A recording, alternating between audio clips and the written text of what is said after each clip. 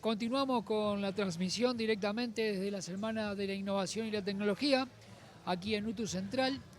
Nos encontramos con Sofía Zimmer y Santiago Sarachu, quienes pertenecen a Digital Sense.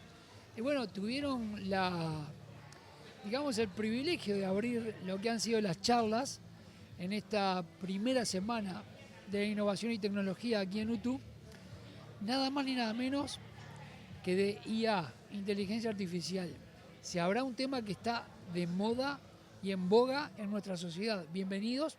¿Y quién quiere comenzar primero? Perfecto, sí, un gusto abrir este ciclo de charlas. Estuvo bueno, hubieron varios alumnos, también había otra gente que estuvo por la feria acá, nos fue a escuchar y bueno, salió muy bien, por suerte. Bueno, traslademos, por ejemplo, algo de lo que ustedes expusieron a todo el público que nos va a estar viendo o que nos está viendo en las redes.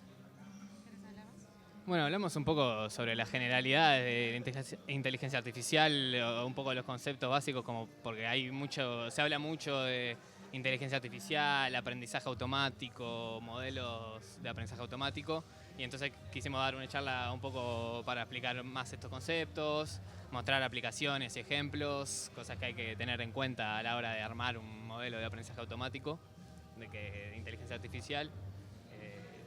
Dijiste modelos o dijeron modelos. ¿A qué se refieren con modelos? Bueno, el modelo es básicamente una arquitectura, una serie de pasos de operaciones matemáticas que se hacen a partir de datos sobre los que se aprende información valiosa y sobre la que se predice luego alguna característica. Por ejemplo, reconocimiento facial.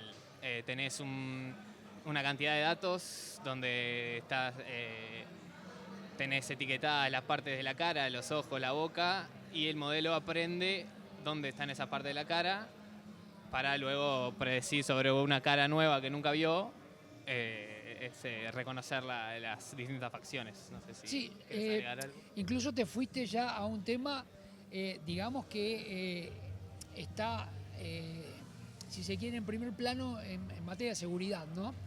Sí. Para los ingresos a los estadios, en fin. Pero incluso bajemos un poquito más a tierra para la gente de mi generación y quizás anterior, que recién está conociendo el chat GPT y sus versiones actualizadas. Yo me encuentro con gente que me dice, no puedo creer porque yo le había dejado una pregunta hecha y le volví a preguntar sobre lo mismo y me dijo agregándote más información. Entonces, explicarle a la gente cómo funciona, por ejemplo, la inteligencia artificial. Se retroalimenta. Los modelos de ChatGPT se van actualizando y la realidad es que no tienen una respuesta única para la misma pregunta. Entonces, de repente le preguntas la misma información 2 veces y te va a dar respuestas distintas. También sucede que utiliza el contexto de la conversación.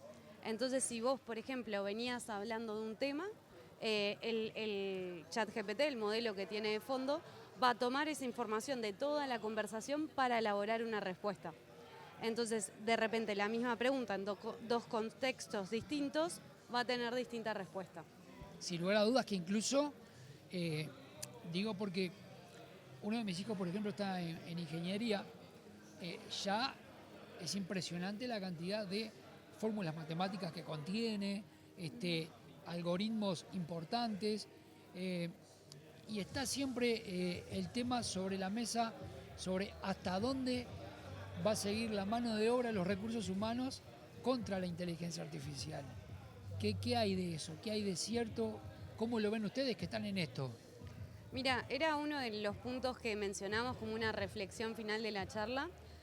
Los modelos de inteligencia artificial son una herramienta y como toda herramienta siempre tiene que haber un humano que sepa usarla. Tanto a la hora del momento de usar un modelo tenés que saber interpretar el resultado que te está dando, como a la hora de entrenar el modelo tenés que saber qué información le pasás, a partir de lo cual aprende. Entonces es muy crítico los datos con los que se entrena un modelo. Pero dijiste a raíz de lo cual aprenden. Sí. O sea que van a ir aprendiendo constantemente. Claro, a partir de los datos toma información, reconoce, aprende patrones, reconoce información de esos datos y ahí se genera un conocimiento.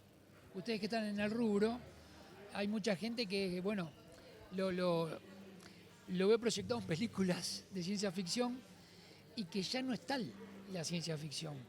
Incluso inteligencia artificial que se está aplicando figuras humanas, con respuestas prácticamente que son innovadoras por parte de esa inteligencia artificial. ¿Cómo ven esa parte?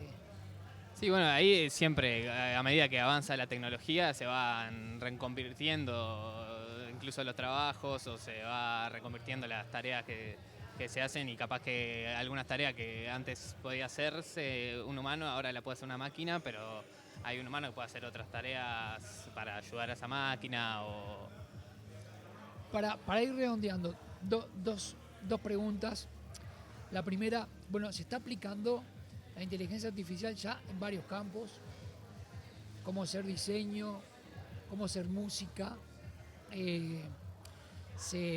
con 4 o 5 palabras, ni que hablar con 2 o 3 párrafos, la inteligencia artificial te hace una banda sonora espectacular, prácticamente. Y bueno, a raíz de eso justamente vuelvo a la pregunta del ser humano contra la inteligencia artificial. En algunos campos ustedes no creen que va a llegar el momento que por ahí descienda el trabajo del ser humano porque ya la inteligencia artificial va a suplir de tal manera la perfección humana en ese sentido que no va a ser necesario la mano de obra humana. Difícil, ¿no? Difícil pregunta. Sí, es complicado responder eso, ¿no? Irnos tanto al futuro y Sí, predecir sí. lo que va a pasar. Pero yo creo que es un poco, como dijo Santi, de una reconversión. O sea, tenemos que adaptarnos e incorporar cada vez más estas tecnologías. Capaz nos sustituyen en unas tareas más mecánicas, que está bueno además que sustituyan unas tareas repetitivas y mecánicas. Y que el humano está para otras cosas, para que sea más reflexivo, para pensar, actividades físicas, puede ser que sustituya algunas tareas, pero nosotros tenemos que tener la cabeza para reconvertirnos y adaptarnos y saber dónde agregamos valor nosotros como humanos. ¿Ustedes se sorprenden? ¿Qué les ha sorprendido de todo el campo de inteligencia artificial, ya que están en él? Me gustaría saber si hay algo que les ha sorprendido o han dicho, pucha, jamás pensé esto. Y sí, cuando empezamos a estudiar esos temas hay cosas que todavía no estaban. Ahora todo en el auge de estos modelos generativos, ya sea ChatGPT o estos de crear imágenes a partir de texto, esas cosas siempre te sorprenden, cosas que se pueden hacer, incluso eso que decía, crear una banda sonora a partir de unas entradas de texto. Son cosas que te siguen sorprendiendo y Pero, desafiante entender qué es lo que hay atrás de eso, ¿no? cerrando, digamos, el mensaje final sería adaptémonos a las nuevas herramientas, trabajemos con ellas y tengamos, no sé si fe a esta altura, pero la sensación de que sí podemos trabajar con la inteligencia artificial como un aliado y no como alguien que nos venga, como algo, que nos venga a suplir. ¿Puede ser ese el mensaje final? Tal cual, que es lo que tratábamos de reflejar en la presentación que hicimos, y ahora creo que también repetimos ese mensaje porque era tal cual eso que vos decís. De hecho, usamos muchas aplicaciones que tienen de fondo inteligencia artificial hoy en día y las aprovechamos, de hecho.